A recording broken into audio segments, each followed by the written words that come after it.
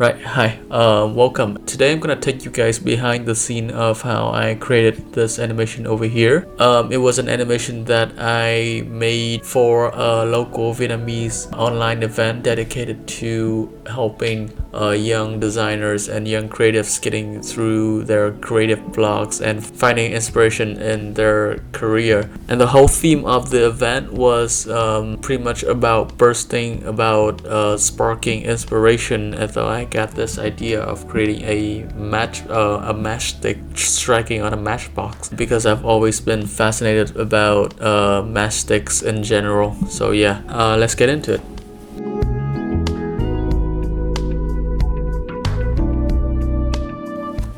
Right, so what I actually started out with was designing the background. What we got here is actually just a slab of this turquoise blue, really nice looking dark sky color, and I filled it with a bunch of stars coming from trap code form over here.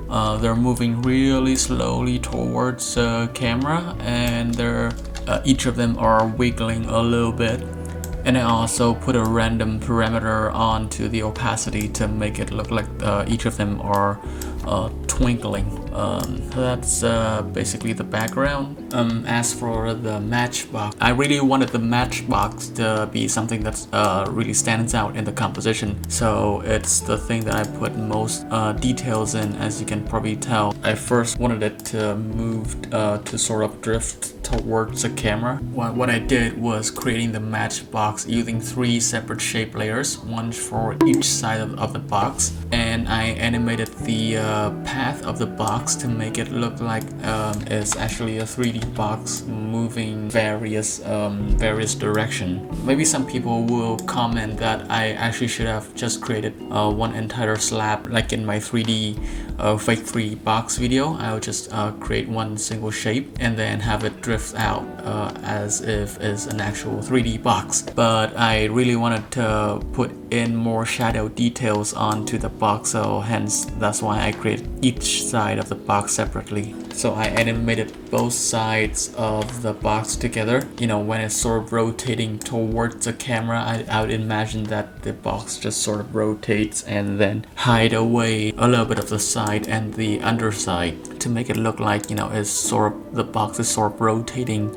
towards the camera. And also I put some more details over here, this sort of pinkish side with is it formaldehyde? No, it's not. What's the material that's on the side of the matchbox? Phosphorus, there we go. Antimony sulfide on the side of there you go, phosphorus. So I put in a little bit of the pinkish side over here to highlight the part where the match usually strikes, and I also put some decorative stripes right on top of that part to just sort of being a design element that sort of signifies the part even more. So I just want to draw people's attention to the significance of that part.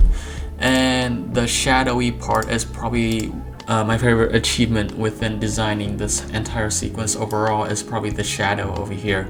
My initial plan is to create a sort of sequence where I can introduce the matchbox in some elegant way. I was thinking maybe I can just have it, do a simple opacity slide in, have it fade out.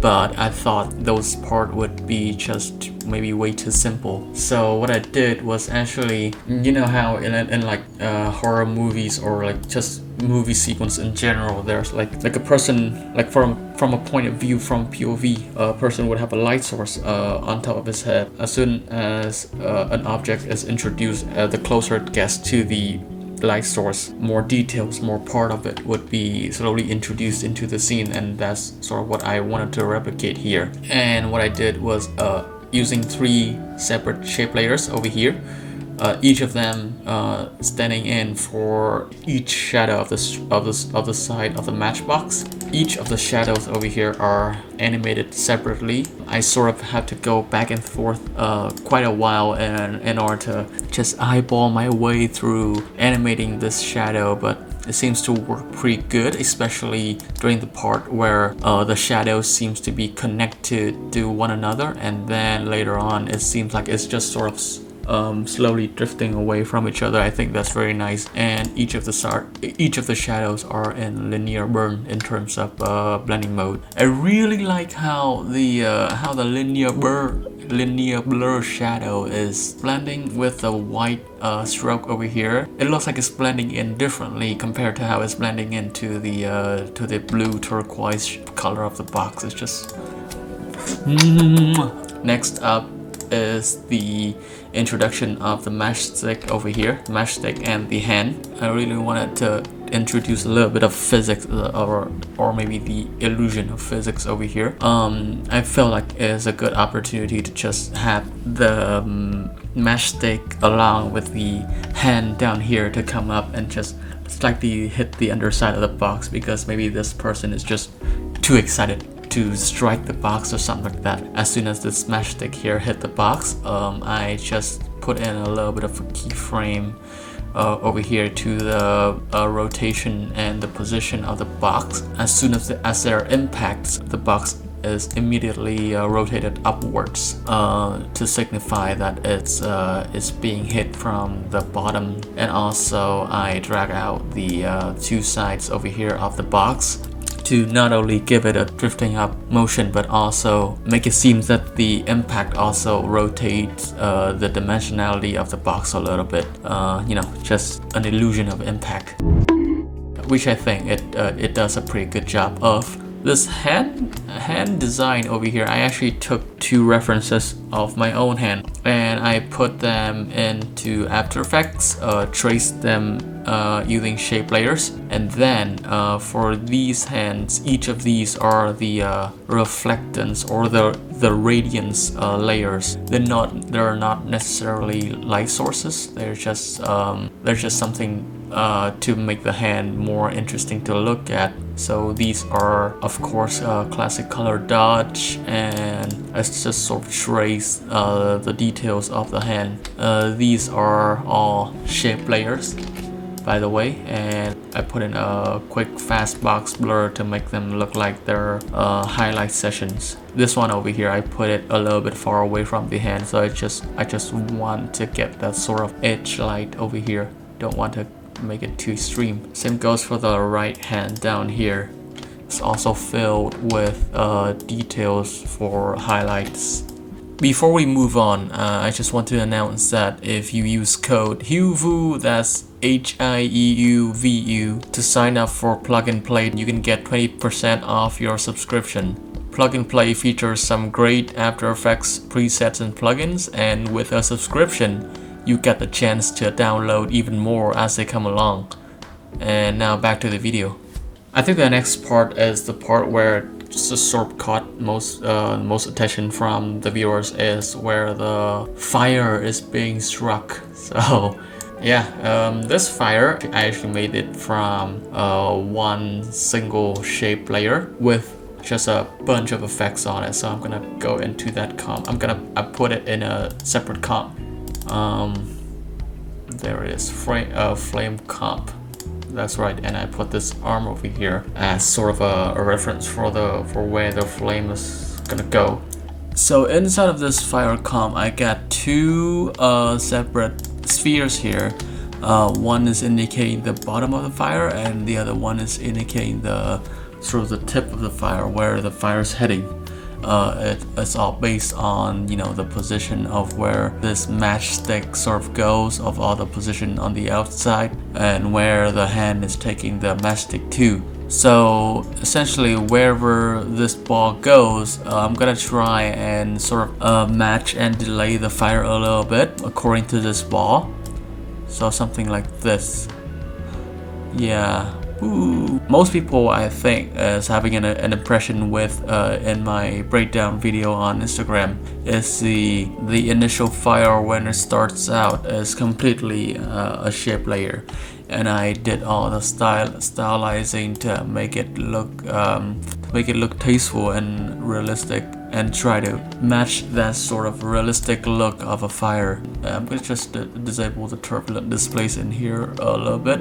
I saw in a lot of references about matchstick fire that the fire essentially starts off because of the ignition and because of the way the hand is moving, the fire starts out pretty abrupt and chaotic. I essentially animated the fire so that it sort of bursts out really high and sort of scrunches down a little bit like that to create a sort of a fire spreading out effect to get the chaotic look, and then it just sort of slowly stabilize into this shape that we always associate it with a matchstick flame. Then I animated the amount of turbulence displacement effect in here. Size offset, there it is. I want to make sure this offset value over here goes from top to bottom. The offset value here actually controls the direction the turbulence is heading. So I wanted to put that and make it move up vertically in really high speed. The gradient of the fire is there's two gradients that I stacked on top of each other, and I use this fiery sort of flame gradient over here that is completely opaque on one side. That's just how I sort of observe from real life matchstick references. Bottom is sort of this sort of completely 0% opacity that you can actually see the tip of the matchstick through, like that, sort of like that.